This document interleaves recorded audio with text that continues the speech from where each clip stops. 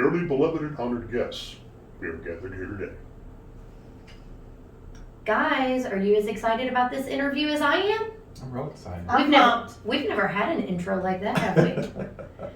That might take the cake right there. That'll be $10. No problem. Okay, Mike, you want to do this one? Sure. Go for it. I have the honor of introducing Dean Hill. Dean Hill is a good friend of mine. He also works for me as a delivery guy, but he is an awesome officiant. And Dean, welcome. We're so glad you're here today. Thanks, boss. Okay. We're going to laugh a lot during this. Yeah, we always do. Dean, if you've listened to any of our episodes, we tend to think we're quite funny. Would We're you getting- disagree? No, you're quite funny. We're just going to go to another level today. Woohoo. And both of our listeners think we're really funny too. All two of them, right? All Yeah. two of them. Okay, Dean, take it away. Tell us a little bit about you. Now, we're on a time limit here, so the condensed version of you, because you've got a man of many talents. Okay, I was born, and well, we probably don't want to go back that far. I've had a microphone in my hand for nearly 40 years. I was a musician, my father's side of the family, and I've played guitar, bass guitar, drums, in rock and roll bands for many, many years. At one point in my life, I ran security at Louisville Gardens, and every Tuesday night I would walk the bad guys to the wrestling ring, and one week the ring announcer couldn't be there, and they asked me if I wanted to do it. That was 32 years ago, so I've been in professional wrestling for 32 years. I'll show you a picture of me in The Rock before it became The Rock if you want. I've actually seen that picture. It's legit. You know Thank that's you. like my crush. We'll share that on our social I have a media too, crush on Dean. The Okay. I left playing music in 2016, and I had someone say that you need to be in the wedding business. My wife was used to me being gone on Saturday nights, so it worked for her. And so I ended up I've always been the kind of person when one door shuts, another one seems to open for me. And so I had some friends, I said, you want to get in the wedding business? And they said, yeah. I said, you need to be an officiant as well, so we can offer that as well, Dean. And so I became an officiant because the internet said I could. And I had a buddy of mine Gary Fields. I said, Gary, would you show me how to be an officiant? And he, over a cup of coffee, said, here's how you do it. I said, you need to call a guy named Mike Benson. He works over at Lakeside Reflections, and he needs somebody to give him a break every once in a while as a DJ and such. Went over and met Mike. Mike asked me to do his wedding, so I shadowed him at a wedding and kind of videoed all of his little bits. So when I'm being his... That must have been a lot of videoing. and from a distance, so I get him all in. But Now that wasn't, Mike, I did not say that. For when you're listening to this, Dean did. Just clarification. I knew that. I'm sorry, buddy. Hey, you're A1 to me. So he asked me if I would do his wedding. I said, yeah, so what would you charge me? Are you kidding me? Nothing. This is an opportunity. And so I studied him, and I learned his stuff. And I did his bits at his wedding, and he knew what joke was coming, and he still laughed at it. And when that happened, I knew, hey, this is where I'm supposed to be. So that's how I got into the wedding business. That's awesome. We're going to get to talk about so many different topics here. But if you're listening to this, you're probably picking up on Dean has a personality like no other. And, when you're going through a stressful wedding, sometimes that's really nice to help take the edge off, to have somebody walk you through it, but not just be so stuffy and so serious. And that's one good thing about Dean. He's going to make you comfortable with, being DJing or your officiant or whatever. It's funny because I had a girl in last week that actually won the prize from the Lakeside Reflections. And she didn't even know Dean worked for me. And Dean was in the other room, and she goes, "Is that Dean Hill in there?" Because she could, she could hear his voice, and I thought that was funny. I said, "Yeah, you can pick up that voice anywhere." And if you're not local to us listening in Louisville, Kentucky, surrounding area, Lakeside Reflections is a very unique venue. So that's what we keep referring to as Lakeside Reflections. It's a venue. Thank you so much. You're welcome. Sharon, I know you got something to add to this. I know you do. My husband, the first time that he met Dean, we had a very similar experience. My husband is a huge wrestling fan. I am not. I admit I'm not, but he is. I thought earlier you said you were. No, I'm just a fan of The Rock. Oh, I'm sorry. Okay. But my husband met Dean at Lakeside Reflections and instantly said, "That's Dean Hill. I know that voice. That's Dean Hill," because he had heard him call. Is that what you say? Call the wrestling matches? Or Well, I was a ring announcer in Yeah. Oval Gardens for many years. Ring Right. announcer. Then we went to OVW started. Right. We were the training center for the WWF back then. Went to WWE, and I was their television personality. Yes. We did play-by-play and the color and all that stuff, and brought guys into professional wrestling through. If they walked in here right now, they would come up and give me a hug because we brought them into the wrestling business. And names like John Cena and Randy Orton and Brock Lesnar and people that are wrestling fans are going, oh my God, right now. People that have no clue, don't know what I'm talking about. well, my husband picked up on it right off. Mike, do you know what he's talking about? I have no clue. Okay, Dean, I do. I don't know it. Okay. Yep. Not a fan, wrestling fan, casual fan. But you know, she knew The Rock. But Yeah. Oh, The Rock. So what's The Rock? I gotta ask. The Is Rock, that Michael! the ring? he's the movie star, Oh, okay. Dwayne Johnson. Michael. He started out as Flex Cavana with USWA at Louisville Gardens And in he the is late 90s. pretty. And Okay. when he went to the I'll have to do some WWF, research on that myself. they called him Prince Rocky Mahavia, and the short of that became The Rock, and then he went on to become a movie star, and Okay. etc. Forgive me, Rock. For those of you that thought we were talking about weddings, no, we're talking about wrestling. He's delicious. But on Now we're Okay. talking about The Rock being delicious. okay, let's roll this back. What did Sharon call it? One of the things that I'll tell you right this now, isn't bingo, Sharon. You don't. It's not calling bingo. Okay. one of the things that Mike mentioned earlier, which I think is the most important thing about choosing the people to be involved in your wedding, is whatever you do not ever hire somebody by a text, via phone, meet them in person, because you're going to know in the first 5 minutes, 10 minutes, whether this is the person that's right for me. You had me do the little tag at the very beginning. Whenever I meet with the bride and groom, I have them look at each other. And 9 out of 10 times when I say, dearly beloved and honored guest, the bride tears up because at that moment that they Makes it realize real. That's it awesome. makes it real. Actually, that gave me cold chills when he said that. Yeah, it really did. If you want to renew your vows sometime, Mike, I'll give Okay. you a break on that. I'll talk to Pam about that. But you know what, Dean? We're talking about such a serious time. You know, your vows. And you make a very good point about meeting in person. A lot of times, I almost said girls, but couples these days, they do so much texting. And there's nothing wrong with technology, texting, and everything. But this is a person that's going to be part of your big day. And Mike, we've said it time and time again, there's no do-overs. Right. So making sure you click by meeting in person, because whether it's your officiant, your wedding planner, whoever it is, you need to know those people face to face. I did have one couple back in, I want to say May, that were, as all should be, concerned about what's going on in the world today. But they were, I've had some that I've met in parking lots. We stayed in each other's cars so that we could talk and have some distance. But I don't necessarily Zoom, but we would go to Facebook and do a video with each other on Facebook so that you got to get with their personality. You got to see how devoted they are, how professional, how dependable they are in the wedding business. Like Mike, if you're going to get flowers, you come to somebody that's professional, like Mike. If you need somebody that's going to help you coordinate, you come to somebody professional like Sharon. What do you do? What do I do? The Oh. question is, what don't I do? Oh, see, if you need somebody to do everything else, No. Actually, we've done some live streaming for weddings. I really enjoy doing that. And that came about because Sharon had a wedding that they needed some kind of solution for.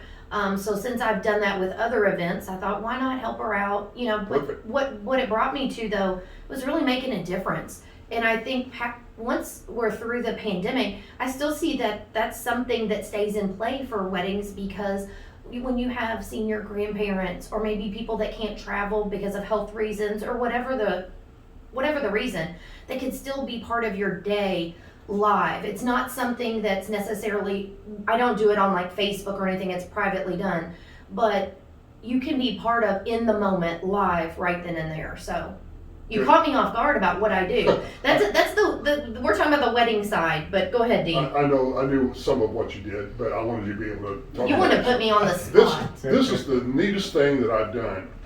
The weekend after they shut down the nation, I had a couple call me and said, we want to get married on this Saturday. It's the first day we met each other. We have to get our children into our insurance stuff. They're getting ready to start school in a year or two. Would you marry us? And I said, as long as we follow the rules, I'm happy to. You know, distance away, et cetera, et cetera. No more than 10 people. We follow the governor's rules in Kentucky. So we follow the governor's rules. We went to their parents' subdivision, and I stood on their back porch facing the back of their house. And they had been together for a few years. Their best man and their maid of honor was their 6-year-old and their 5-year-old. Mm-hmm. The two parents were there, and her sister was taking the pictures. And we kept our distance, and I performed the ceremony for them. And at the end of it, I said, you know, I present to you for the first time, Mr. and Mrs. And all of a sudden, I started hearing applause everywhere. And I started looking around, and people had come out in their backyards from 2 yards away, How 1 cool yard is away, that? and over here, and over there, and they're all out there applauding and stuff. Oh, man. Some of them were 50, 60 feet away watching this wedding for those people. It was one of the... That's wild. Yeah, her mother started crying. It was great. That's cool. And some of the stuff that you talk about, it's interesting to see. It stinks what everyone's going through and how it's affecting the engaged couples with their planning, the wedding professionals. I can go on and on. But the unique stories that you hear coming from this and how people are still making it work, finding a way to make it work, getting creative, or having that excellent wedding planner on your team to pivot. The word of 2020, I think, was pivot. But it's just really interesting to hear those stories. And who would have thought people from yards away in the backyard would have been paying attention to that wedding? And Dean, when I hear Christina talk about how creative we've had to get, and everybody in the wedding industry has gotten very creative over the last year, but as an officiant, when a couple comes to you, what are some recommendations that you have to help them personalize their ceremony? I have a lot of couples that say, you know, we're not super religious, we're not getting married in a church. What are some suggestions you would give those couples that want to make their ceremony personal and really bring in, let their guests get to know them? I don't know what every officiant does, but I have a feeling that I would like to think the majority of them have a standard ceremony. When I sit down with the bride and groom, I'll say that here's what I'm going to talk about, and there's certain parts of this that you're going to be able to tweak to make it exactly the way you want it. I explained to them that the first 4 pages are about love and how thrilled you are that everyone is here to be with you. And I end it with a nice quote. And then we go into your declaration of intent, which is basically a generic form of your vows, rich or poor, sickness and health. And I'll always tell them, and you'll know when I'm ready for you to respond, because I'll say, if so, say, I do. And then, but the next thing is, are you wanting to write your own vows? And no, we don't. We'll just do yours. Or yes, we are going to write our own vows. So I'll make a note of that. And I always tell the brides to make sure you go first. Well, why? Because if he knocks this out of the park, you're going to be crying ugly and not be able to do your thing. So then we talk about the rings. I do 3 things that not all officiants do. I'm going to tell you one of them later on, because I want all the officiants to start doing this. A lot of them may. But then we go into the rings, whether or not you want the ring blessing to be done. Bless the Lord, the giving. No, we do. Well, we want a little bit of religion for grandmas and grandpas, but we don't want to make it super religious. Well, in some couples, they do want some religious things brought in. Exactly. They just don't want a church ceremony. Right. Then we go through the words that they're going to say that they're going to have to repeat. I give you this ring with this pledge type of thing. And we get their rings on them. And a couple of little things I do are during that. It's a secret. You can't know it. And then we go into, are you going to do what I call a ceremony within a ceremony? Are you going to do a sand ceremony, or a unity candle, or a unity cross? There's certain things I'll tell them about that in regards to music. If you're going to do a unity candle, I suggest you don't do music, because you're going to be done with lighting that candle in 30 seconds. the song's first verse may not even be starting yet. You're going to sit there for 2 minutes and listen to it. Or if you do want music for it, say, DJ, we would like this played during the Unity Candle, but started at 1:52 And cut it at. And cut it at. That way they can achieve that. And then I would say, at this point, there's a room for perhaps a more religious prayer, more of a blessing, or would you like to have your Aunt Dorothy stand up and read a passage from a poem or a psalm or anything, or absolutely nothing at all? And then we go into, and here's how I would finish it. May all that is love always be in you. May all that is in you always be love. I'm taking it out of context there, but that's the concept. I end it with a very nice little quote. And I'll tell you this one. A dream you dream alone is just a dream. But a dream you dream together is reality. Mike, Sharon, your reality starts right now. So by the power vested in me, by the state of intoxication, I hereby pronounce you to be husband and wife. And now here's one of the things that I do, and this isn't anything I invented. It's something that a photographer asked me if I would do it, and I thought, brilliant. Get out of the way. As soon as they're getting ready, you may kiss your bride, and unless I'm trapped in there, I step out on one side. That way they have a very nice picture of their first kid. I'll say, son, don't give her a peg. So you have one shot for your photographer to get a picture of this. Put one on her, for lack of a better way to put it. And that way, if I can get out of the way, I'm not standing behind them in their picture going. Or awkwardly looking at them. Yeah. Yeah. Well, let me Yes. ask you, Dean. I mean, what you just went through with us, I mean, that's a lot of detail. So how often or how many times do you meet with a couple before the actual day? And can I plug something in here? Really what you're talking about is the actual script. Yes. The script that the officiant uses. Because he just went through a lot of details. Yeah, he and did. that's, And I mean, that's, so for people that might look it up on Pinterest or social media, what Dean's really digging into is that script. Go ahead, Dean. Exactly. And there are basics. There are some people that will actually write anything that you want. I had one bride say, here's our ceremony. What? I've had couples do that. Here is exactly what we once said word for word. So I had to rewrite every bit of it so I could have it in my book. I put it in installment in my book, and I did exactly what they wanted, every word for word. so again, how do you meet with them a few times, or is it just one time and it's done and then everything else is emailed? Or I just feel like that if I hired you with everything that you just told us, that's 3 or 4 meetings for me. But it Or- might not be for It's, you. it's not. Or I'm assuming Dean probably gives them maybe some homework, Dean, or is it all talked about during that one meeting? I can do that entire meeting in 28 minutes. Not 30. He said Yeah. 28 minutes. Basically, we go to nowadays I have to go to a restaurant if you want to get in. I have to buy appetizers to make the waiter happy. But I used to go into a Starbucks or go into a McDonald's where you could sit someplace and go through the entire ceremony with them. You're planning it together. Yeah, It's a we plan it collaboration. together. And I have a notepad that I use, and I say, do you like the order of the events? Well, I would like to do this before that. Make that note. And so I would put the entire thing together, and 9.9 out of 10 times, when we're done talking, whether it's just being their officiant or being their DJ and their MC, they know everything they need to know, and they are thrilled. We're talking about DJ stuff. At that point, we talk about their music, what songs they're going to need, and then I always have them email it to me, so I have something that I can look at a little bit easier to download all their music.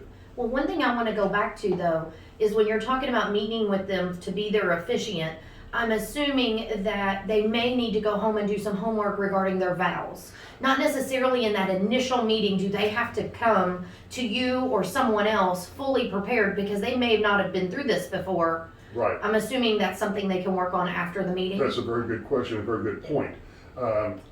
As I told them, I said, well, are you thinking about doing your vows? Well, gosh, we're not really sure. Well, here's what I'm going to do. I'm going to put a question mark in that spot, and you'll go home, and you can tell me at the last second, if you want to come up to the altar and say, Dean, we've decided not to do the vows. We're out, yeah. right then and there, we just cut it.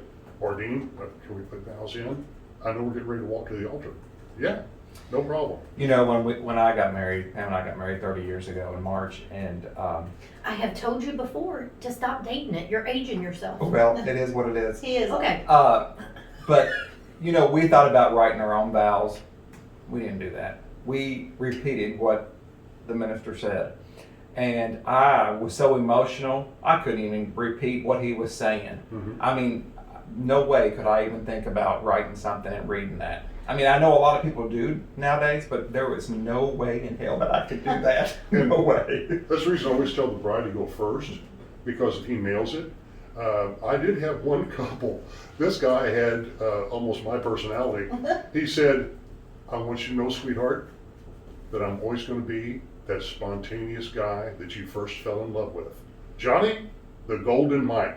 And the best man pulled out a microphone and handed it to him. One of these guys had a little routine put together on his phone. He plays it, and it's the first like 45 seconds of these songs, and he starts singing songs to her. Oh. All night long, and all this kind of stuff, You know how what? sweet it is. I think we need to take a minute to really pause with the tip that Dean gave. And it's maybe one of the best tips that I've heard, and I've heard a lot of them. Making sure the bride goes first. Because you're so in that moment with that emotion, even if the guy doesn't, or the fiance doesn't blow it out of the park or out of the water, still you've got to follow that wording, and you're trying not to let your makeup run. You're so emotional. You know, I agree with that, and Dean's point is well taken, but I'm telling you, when it comes to ceremony, like Mike just said, my experience has been the guys lose it more than the girls. I have kind of a thing I do at my weddings where I always have my groom come out with the officiant first. Because if you take even the most macho football player type guy, and he sees his mom come down the aisle, his grandma come down the aisle, by the time you get to that bride, you have mush. And I love those pictures. I want mush. So I think, guys, mush. I want a mush picture for my groom. And that's one of my absolute favorite things to do, is to get that groom out there where he sees everybody come down the aisle and he's having all the feels. And you also get that moment where if he starts crying at the altar when he sees her for the first time. I had a dad come up to me later in the evening and said, I've always wondered whether or not he really truly loved her in the bottom of his heart. When I saw him start to cry, I knew he did, and I felt better about giving my daughter's hand to her. That's amazing. I That's tell you amazing. what, we've had enough episodes about crying, and I mean, it is Okay, just, well, let's do Okay. the word of the year. Let's pivot. oh, we're gonna pivot? Another thing as a wedding planner that I struggle with is sometimes, especially my groom and groomsmen, they party a little bit before the ceremony. And this did not happen to me personally, but I'm in a wedding planner group on Facebook, and one of those wedding planners had a priest.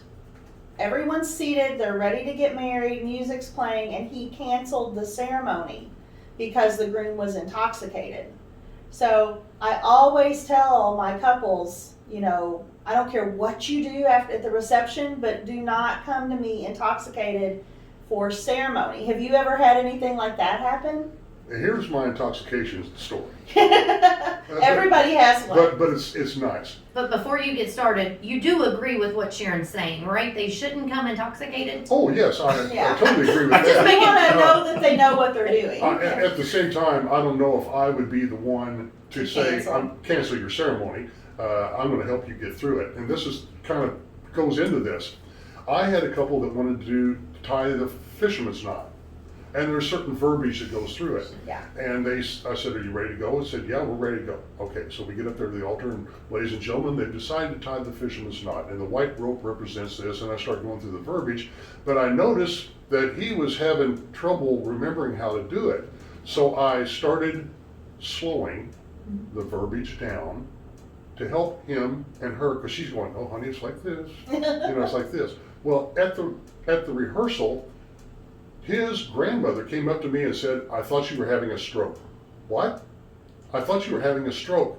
But they told me what happened. Thank you so much for saving that moment.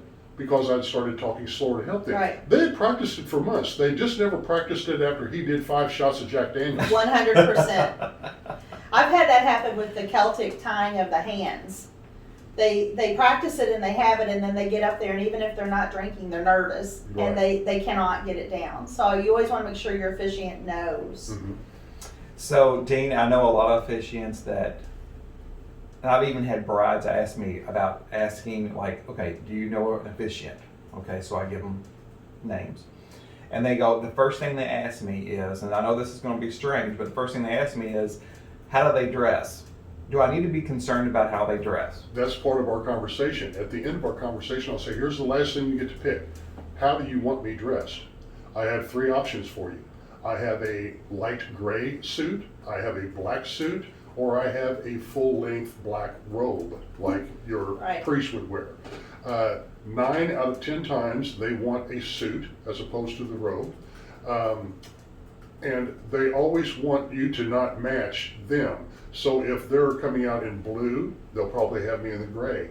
If they're coming out in gray, they'll have me in the black. So that it's obvious that I'm not part of the bridal party, at least Right. until the Oh, moment I I think start that's talking. awesome that you give them that choice. I think it's. I didn't know fair. you wore the robe, to be honest with you. I didn't know you did that. I know Gary Fields does all the time. So I'm Yeah, I think you ought to, that's part of tweaking their wedding to be exactly what they want. Yeah. And this is, I always tell them whenever I meet them for the first time, I'll say, as far as I'm talking to you two as a wedding couple right now, and I would say, 9 out of 10 men have been thinking about the wedding since the moment they decided to ask this beautiful woman to marry them. 9 out of 10 women have been thinking about their wedding since they were 5 years old. 100%. So please understand that as far as I'm concerned, this is both of your weddings, and I take a piece of paper and I hold it up in front of his face and I say, but I'm gonna do anything you want Right. to the bride. Right. So it's a matter of making sure they get what they want. And Sharon always has a saying about what matters. The only vote that counts is the one wearing the white dress Yeah, well every put. wedding day. Yeah. Okay, write that down. Yeah. One of the tips that I give my people too, and I think Dean would probably agree, if they do write their own vows, I always want to make sure that they email me a copy of, that each member of the couple emails me a copy of their vows so that I have them. Then I will also print off a copy for the officiant. Because when I first started, had a wedding where the couple was up front and the groom forgot he forgot his vows. And he's up there and he's like, I don't have it, I don't remember. So I always want that officiant to have where he can just go, here you go, buddy, and save the day. that's on our timeline. Yeah. It is. It is on my timeline. Another thing too, Dean, I'm assuming you just talked about, making it be their day, and how they envision it. I'm sure you've had some people that have more funny type ceremonies or wording versus I guess we'd say the word traditional. We always seem to say that, but where they want it more lighthearted or fun or even funny. Yes, most of the time, as far as the funny part goes, I've had a couple of brides that will say, I'm going to be sweating bullets up there, nervous. By that's what I mean. I'm nervous. I'm just going to be. Is there anything that you can do that will relax the moment for me? And so I will say, I would like for you, Dorothy, to put your hand out in front of you with your palm up. And then, Johnny, I want you to put your hand on top of hers. Now, at this moment, you're both capturing the love between you. You're holding it in the palms of your hands. You may be actually able to feel it get warmer. And I know that both of you are going to remember this for the rest of your life. But Johnny, I want you to know from right now, from one married man to another, that's the last time you'll ever have the upper hand. That's my husband's favorite DJ joke. He does that after the first dance. Yeah. Well, and that's, I think that's what I meant. Not necessarily funny, but something lighthearted. You're so nervous, you've got so much going through your mind, and try not to fall when you're walking down whatever type of aisle, church, not church, it doesn't matter. To really bring it back in to where you can enjoy and remember that moment. Because a lot of times I hear people say, I don't even know if I remember some of the words or all of that moment. I remember walking down the aisle and then I remember it being over. I always really encourage my girls, you have that moment right before the bride walks, and it's my favorite moment of wedding day as a planner, because I've worked with this bride usually a year and a half, and then we have that moment where it's just she and I right before she walks, and it's my favorite part. But I always say, I'm going to fluff your dress, but then I want you just to pause, and I want you to look out over this room, because when else in your life are you going to look out over a room full of people that love and support you? They're there to celebrate your love. And I just don't want them to rush. They get so nervous and they're just like, I'm ready to go. Like, let's go. So I always really want them just to take that pause and take it in, because the day's going to fly. So that's usually the last thing I say. That's usually the last thing I say to them before they walk, is just they're not going to start without you. So just pause and take it all in. My version of that is, once they get, Father, who brings this woman to be married to this man? I do. And her mother and I say, you may give her a kiss, you may shake his hands. One of the fathers said, no returns. Right. And then I said, look at her dress as he walks away so that he doesn't step on her dress. And he goes and sits down. I put the two of them together. And I stand there for a second. And I don't say anything. Just take a beat. And I say, yes, I could have already started, but I'm giving them a moment for this to sink in. That's awesome. And then, dearly beloved and honored guests. So when it comes to couples to even start thinking about an officiant, how far in advance should I start thinking about, I gotta get a hold of Dean and help him line this out for me, or us? A lot of the top 10 officiants that I know, many of them are booked at least 8 to 9 months ahead of time. Yeah. If you have somebody that you really want no matter what, and if you're one of these ladies that comes with your book, because you've already planned the entire thing, which is great. Now, Dean, that's not a wedding book. Now, listen, that is a wedding binder. Don't even get Sharon started on that. Our Bible, wedding Bible. Okay, there you go. But, and I'll have 3 or 4 of the 10, we'll come in with those. Others are just, they have a million questions, and by the time that we're done talking, just as they would be with you, you've answered all their questions. But most of these, and I'm sorry, pardon me for this, but we got off topic for a second and I forgot where I needed to go with this. That's all right. So how far out in advance? Yeah. Wait a second, Dean just got sidetracked with his I know, wording. usually he doesn't do that. Dean, you okay? Let's Shut line up. up. It's Mike, he's very distracted. Dean, you said we were going to have lots of laughs, so I couldn't miss that opportunity. I appreciate it. Go ahead, Mike, ask the question again, because he's already forgot. I didn't get a chance to ask you at your 30th anniversary, did you give your wife just flowers? No, it's coming up March 16th. Oh. Okay, so you have time. Ask him the question again, Mike. Call Lloyd's Force, I know some. Okay, I will. So how far in advance? Yeah, we talked about 9 months, sometimes even a year ahead of time, if there's somebody in particular that you want. But and I've also had people that have, because they're not organized like that a month out, and they'll go on to a little Facebook page and they'll say, is there an officiant out there? Right. And at that point, you may be lucky to get someone that really knows what they're doing, but you also may end up getting your Uncle Billy Bob that's going to have to go on the internet to do it for you. We're really talking about that Facebook. I mean, I see on there a lot where they'll come up and say, is there an officiant available for Friday or tomorrow? Oh, Yes. Lord. I mean, you're seeing more and more of that, just these pop-up weddings. Mm-hmm. And I think if, they reached out to you and you were available, I'm sure you would do it. But I mean, are you seeing that much? I saw it a lot more before the C-19 came out, because they were just the people that are not organized, not the binder girls. I had one that called me the day before I was supposed to do 2 other weddings, and they said, can you do our wedding? I said, well, I've got one at 4 o'clock and I got one at 7 o'clock at Lakeside.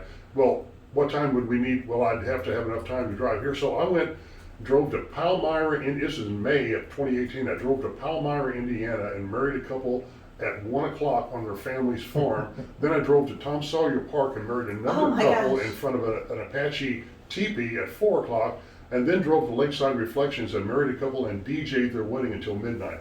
Dang, That's a day. that is a day. You So just make it happen. I've got another question. So when it comes to the wedding, the license, marriage license, Mhm. do you help the couples with that, or is that something you don't get involved with? I mean, I know Sharon, if somebody called her and said, hey, what do I need to do? I wouldn't, right now, I would not even know where to begin to even do that. The easiest thing that I tell them is that you should go on a day that both of you are off. I believe in both states you have to take your IDs. I don't know you have to take your IDs, but make a day out of it. Go out and get your marriage license a couple of weeks before and have a nice meal out of it. Make a date out of it. And if you're in Indiana, you'll go to, whether you're in Kentucky or Indiana, you have to get the license in the county of the state that you're getting married in. If you're getting married in Odom County, that's my understanding of it. Correct me if they changed anything, Sharon. If you're getting married in Odom County, but you get your license in Bullitt County, that's no problem. I didn't know you had to be in the same county and same I state use and all I that. use Aisle Planner. It's a wedding planning software, and there's a notes section where I can just put information. And I have the information for both states that I work in, Indiana and Kentucky, in there because it is something that really confuses people. And Indiana rules are different than Kentucky rules as far as what county you're getting married in. And people don't realize it has to be within 30 days.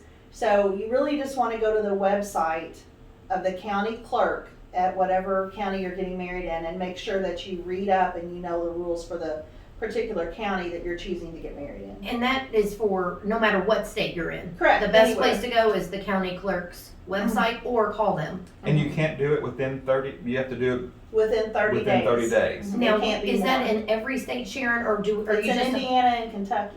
Okay, so we I don't know don't if know that's. about every state. Right, right. That's very interesting. I had no clue. Yeah.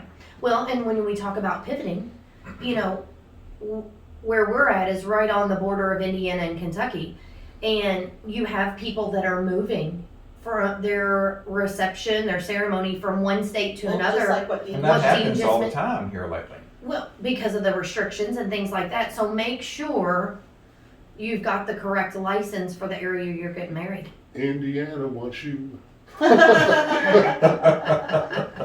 Well, I think this has been great. I mean, there's been a lot of information. There's a lot more to it than just somebody standing up there and reading off of a script when it comes to officiating. Just to share a little story, I have so many couples now, like Dean said, you know, Uncle Bobby's gonna go on the internet and get ordained, or their high school, you know, buddy's gonna get ordained and marry him, and that's great and it makes it personal. But I have literally had people do that, and then I go to rehearsal and that officiant, you know, that got ordained last week looks at me. They have no idea. I have to tell them, ask everyone to stand for the bride, you know, just basic things. So just be careful doing that is my word of advice, because if you get someone who has never married anybody before, I mean, I've literally sat down the night before a wedding and realized I have to write a whole script because this person has no idea. So- Here's the one I had. I had a bride call me one Saturday morning and said, "Are you doing a wedding today?" I said, "Yes, I'm doing one at 6 o'clock tonight." "Are you busy at 2 o'clock?" And this was like noon or 1. I Oh my said, Can you get here? How quick can you get here? I said, "Shower and shave, put on some clothes. I'll be there in an hour." "Okay, thank you so much." They had one of his best friends decided that he was going to do the wedding. So he went online, he got ordained, and they did the rehearsal. He thought he was ready, but he got a little nervous the next morning. So he decided to sit in his car and smoke one. Yep. And I don't mean a Marlboro. And so he was so blasted, he was just giggling and laughing. And his dad got mad that he would do that. So he said, "Oh, what are we going to do?" So because we had talked before, but they decided they wanted to have somebody that meant something to them, which is always better. You can get an officiant, but if you can have your personal, uncle or yeah. your grandpa do it, it just makes it But so just much make better. sure they know what they're doing. Make sure they know what they're doing, and make sure they don't smoke a fatty in the parking lot. Oh Well, my and the thing gosh. about it too is making it personal is one thing, but you're also taking that person out of being able to be part of that ceremony. So if they want to do it, it's one thing, but if they want to be there to witness your day and not be an officiant, that should be okay too, where Yes. they can, and Sharon, you've mentioned that before, is, you know, you're so focused, especially if you don't have a planner, you know, who's helping you take care of making sure you're from place to place, where when someone goes to exchange their vows, make sure that that person really wants to be the one doing it, or do they want to be the one in the audience, you know, to witness it? Do they want to be a guest? Yeah, Well, exactly. and that's going back to hiring a professional to do the It job, is. so you don't have to worry about it. And Yes. to touch base on one of the things that you said, we were at Lakeside, I was gonna be their DJ MC, and we also help coordinate, which is what your DJ and your MC should be doing. But they had a friend come in and said, I'm gonna do this, and we're at the rehearsal, and he says, what do I do? Where do I go to get this? And I said, here's my book. I gave Yeah. him my book, and he read my ceremony. Because at the end of the day, everybody's team bride. Yes, and you could just see That's awesome. the stress come off of you. Oh, dearly beloved, not a guest. He's from the country. I can tell instantly when I have an officiant up there who's never done it before, but that one particular story I shared, you know, the bridesmaids walked and the groom was up front, the officiant's up front, and the song changed. We're at rehearsal and the song changed, and you know, she's looking at me and I'm looking at her and I'm looking at him and he's looking at me and I'm like, and he waved at me. And I'm like, no dude, please stand for the bride. Have you No, had, dude. have you had this? They say, all rise for the bride. And then they start talking, and like 3 minutes later, you're going, let them sit down. Yeah, they're still standing up. Because he will say, you may Yeah. be seated. So I literally went home that night and I wrote her whole ceremony because I realized he had no idea. Deer in headlights. Yeah. Team bride, Mhm. right? Team bride. Do what you need to do to make it happen. Well, I think this has really been informative, and I think it's shed light on some things that people might not think about. We can't give all the answers because it's different depending on where you're listening from, but hopefully this will help highlight some things that you might need to do a little research on. Your officiant, that's a major choice. Yeah. That's a Yeah. big And old That's a big part. And having a quality DJ as well, because you want to make sure that you get the songs that you want. You want to make sure that everything is done ahead of time, so that if somebody comes up and wants something that's inappropriate, that they have, you know, a clean version of it, that kind of stuff, and make sure that you have somebody that knows how to. They'll say, my best friend from college is going to be our DJ. Well, that's fine. Does he just play music, or does he know how to do the reception? Does he know how to walk you through all these other things? So that's very important too. Yeah. Well, I'll tell you what, Dean, thank you so much for coming in and sharing this with us. Anybody else have anything? Yes, We're Dean, good? thank you. Thank you. I even learned some things. Yes. Thanks for coming in on your day out from Lloyd's, Florida Yes. to do this with us. And I think this is probably a good time for me to be talking to you about getting a raise. We'll talk about that, buddy. Hey, you said you'd work for free though when you came to me. No, I said I would come and do this for free. Oh, okay. Oh, now it's getting clarified, yes. I was at the point in my life where I needed something to do, and Mike gave me something to do. Dean, Well- thank you so much. We appreciate everyone listening and tuning in. You can catch a video of this on our YouTube, and make sure to follow us on social media. And if you want to share us your stories, if you're already married, about your officiant, or if you're planning your wedding and you want to share us some information about your planning, make sure to go to our website. Mike, do you know that website address?